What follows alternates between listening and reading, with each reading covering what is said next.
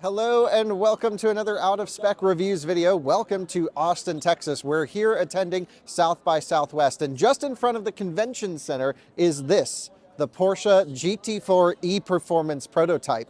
It's essentially a GT4 RS Club Sport, which is the factory motorsport club racer you can buy directly from them. It's a little bit wider, about 20 centimeters wider, but most importantly, there's no engine in this thing. It has two electric motors, a pretty sizable battery pack, and just like the craziest specs ever. So this is essentially a prototype demonstrator of what electric technology can do in terms of club racing at the moment and customer racing events and all of these things. I'm going to talk a little bit about the specific car, its application, what we might see down the line in the future. Typically, we don't cover prototypes on this channel, but I think we're getting actually pretty close to them putting this thing on sale, or at least a very similar version. And what's kind of cool is all the specs that I'm going to tell you about it in this video today. It's not like an idea. This thing can do it. They've been taking it around to racetracks around the world. It just ran Goodwood Festival of Speed. It's done a whole bunch of other stuff. It's been around their tracks, of course. And yeah, I'm going to take you on a full tour of the 718 GT4 E-Performance prototype in this video. This is the 718 GT4 E-Performance, and it's crazy around here. South by Southwest is a wild event, my first time here, and this is what you're greeted with as soon as you show up. Now, this is a car I've been wanting to bring to you on video for some time now, because we all know I love performance driving, track days, hill climbs, and electric vehicles. And this is really purpose-built for that. It's not a street legal vehicle. It never would be. The GT4 RS Club Sport is not street legal. The whole concept behind this car is really to sell it to owners of race teams, enthusiasts who want to get out on the weekend and pretend like they're racers. These are really pay-to-drive people. It's not necessarily a full, like, Le Mans race car, but it's something that you can buy directly from Porsche, put it in your own trailer, have yourself a little personal race team, and take out. So GT4 RS Club Sport's been out for a while. We've seen different versions of this concept from Porsche over the years, and now they're committed to a sustainable racing future with this. I want to hit you with the specs right off the bat, and that's everything that's in this particular car, the prototype right now.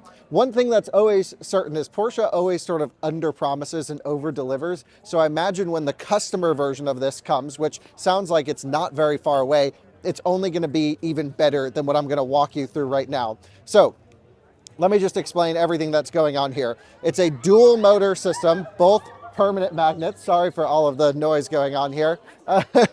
It's a dual motor system, both permanent magnets, and totally variable on the power. So you can really change your power distribution front to rear however you want it to go. They use a direct oil cooling system for the battery pack and the motors, so you have extended thermal longevity.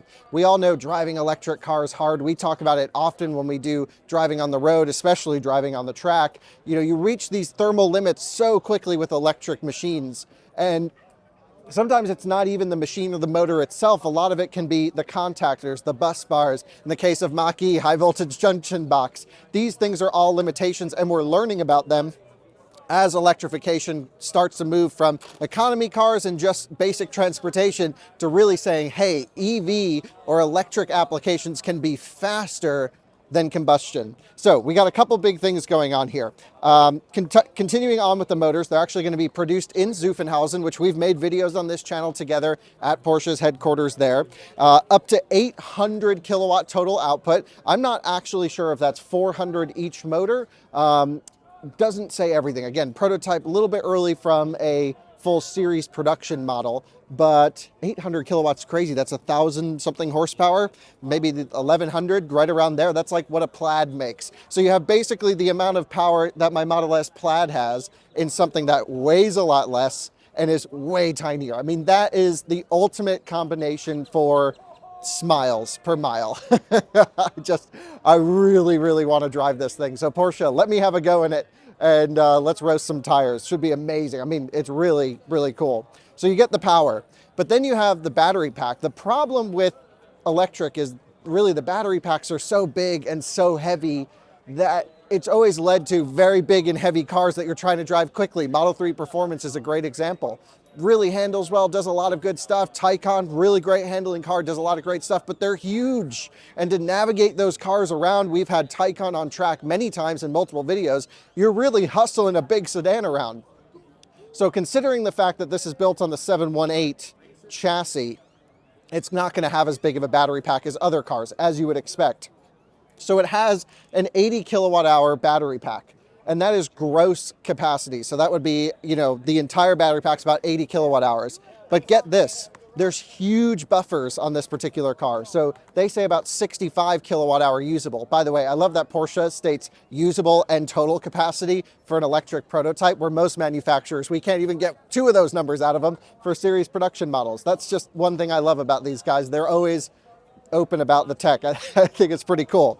So you can only use about 65 kilowatt hours out of it. And what I would imagine most of that buffer is on the bottom end of the battery pack. Of course, as you lose state of charge of your battery pack, you actually lose total power output. So by utilizing most of the available, you know, discharge range pretty high in the battery pack, you're probably able to sustain hard performance for a while. And that is always the challenge, like I was mentioning, and that's what this is designed to combat. Right now, you can go up to 30 minutes at a consistent 450 kilowatt power output. So that's about 620 horsepower, 620 horsepower for a 30-minute hot lap session around a track. So that's not just standing wide open throttle the whole way. That's going to be, you know, on the throttle into regen, on the throttle into regen. They also expect on a typical racing circuit, you're going to recapture about 45 kilowatt hours out of your battery pack, or back into your battery pack, I should say, during that session. So that 65 kilowatt hour usable now becomes actually more usable energy because of the regen capabilities on this. We've always talked about how crazy regen is on Taycan, doing 265 kilowatt regen, even through ABS in some situations. And just forgive some of the people walking through. Come on over this way. Come join me around the back. So Taycan has unbelievable regen capabilities. However, with this, it just smokes just about everything. Again, you can get about 1,000 horsepower out of it. You can still put about 1,000 horsepower worth of regen into it. Actually, I believe the motors, because they're 400 kilowatts each, are capable of 400 kilowatt each of regen. Now that seems pretty crazy to me. So you're able to really stuff a lot of power back into the battery pack very quickly. And that I can't wait to try out. What does 800 kilowatts of regen feel like? The Hummer EV, for example, I was losing my mind. We got 400 kilowatts of regen, and that thing was like standing on its nose, not even touching friction brakes. This must just like be dropping an anchor 800 kilowatts back. Crazy. So that I'm really looking forward to trying. I'm also looking forward to trying, you know, sort of how that works at different state of charge ranges, different temperature ranges. These are all the things I want to explore with this car as we're able to play around with it a little bit more. The charging performance is also absolutely insane. Of course, the battery pack has big buffers, right? But from 5 to 80%, 15 minutes. So the best on the market, I'm thinking today, across the state of charge range, so if you're looking at a C rate, is going to be, I think, the eGMP cars like Hyundai, Kia, Genesis with that 77 kilowatt hour pack. That's 18 minutes, 10 to 80. This is 15 minutes, 5 to 80. Now, I imagine that's user displayed state of charge and not on the full battery pack capacity. So that's going to be interesting to play around with, but you'll have great thermal management system. You'll have, you know, of course, for all that discharge performance with thermal longevity. The one thing I'd really love to find out, though, is to take this to a track, hammer it around, and then plug it in hot, see if it overheats, and then take it back out on track. So this could really be a showcase as to where maybe even production high-performance electric vehicles thermal systems might go. Okay, so that's most of the EV bits. The actual suspension stuff, and a lot of that hasn't been released, but I imagine it's pretty similar to GT4 RS Club Sport. You have, I should say, off-board mounted reservoirs for the suspension. Actually, if you take a look in here, you'll see some of the high voltage connections into the battery pack. Absolutely insane that you can see all that in there. You can just see the construction. The cool thing is, Porsche won't say this, this is the research and development model. They're letting customers experience it. They're trying to figure out what people want to do with this thing. But I imagine, give it a year, they'll be on sale. That's just my guess. And you know who has to have one is out of spec. We need an out of spec GT4 E Performance race car. So Porsche, hook us up. So come around the back here, let me show you this. This thing's got a wang, massive wing back here, very similar to, again, GT4 RS Club Sport. It's got the new GT3 hangers right here. You can pretty much stand on this thing. I don't know all the downforce specs and all of that, but I would love to dig into it a little bit more. It has 18-inch wheels. Continuing with the sustainable theme, Michelin OE tire for this, they claim has 53% sustainable materials. You'll also notice that the center lugs here are red on this side, blue on the other side. That's so when you're doing a quick pit change with directional tires, you know which side to throw them on. These center lugs have to go to extreme pressures. You'll also notice that the lights are a little bit different. They're using a lot of composite materials, a lot of recycled materials rather than just, I guess, factory-made products. So pretty cool to take not just a sustainable approach from the drivetrain portion, but also to the construction, the material usage in the vehicle.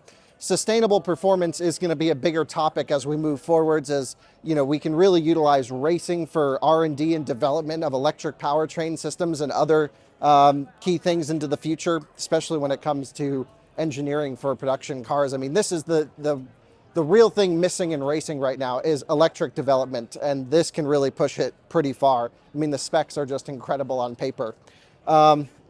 The car is locked. No one's here to show it to you. I wish I could open it up, but I just wanted to give you this quick tour, tell you the electric stats are just off the chart. It's insane. Watching this thing climb Goodwood was truly incredible. It just hammers up the hill. I really want to have a go. It's probably one of the craziest driving experiences you can imagine. And I bet it actually sounds pretty good too. I'm just looking at huge cooling throughout the whole thing. And what I really like is that if you're going to do a short hill climb or you just want to go take it to a track and have some fun, you can dial it up to that full 800 kilowatt output. The motors and battery pack architecture are pretty much designed from the Mission R, which is a concept that was unveiled earlier. I want to say last year, maybe early this year. I think last year. And then now here it's put together into what will eventually become the electric, customer racing vehicle that you can purchase. There's also some other cool little touches with RGB going on in the headlights here, fully customizable on the taillights as well. You can take a look and see some of the cooling package here, which looks just super beefy. I really like the plus and minus detail here on this front cowl. Take a look on the inside.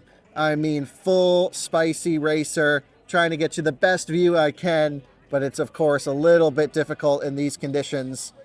Take a look at that. You get some switch gear, pretty neat steering wheel, of course, full racing seats, full cage. Not a street legal product, but something that's going to be absolutely insane on the track or a hill climb. I mean, this is going to change the way people think about performance. At least I hope it does. And I really hope some of the real Porsche guys that embrace electric, which is actually a lot of racers because electric leads to so many more possibilities. I hope they end up buying these when it goes on sale. If it goes on sale, all we can do is ask Porsche, please build it, because we will buy it.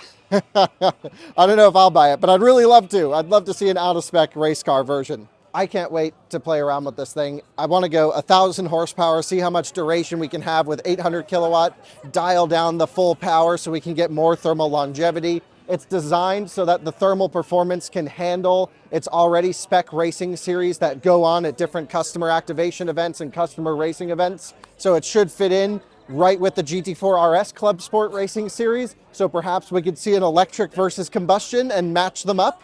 Man, the possibilities are endless. But there you go, the Porsche GT4 E-Performance prototype. Sorry for the craziness, but I had to bring this video to you. I had to show you this car, and I just can't explain to you and Porsche how excited I am to hopefully have a go one day soon. Thanks for watching. See you in another one soon. Bye-bye.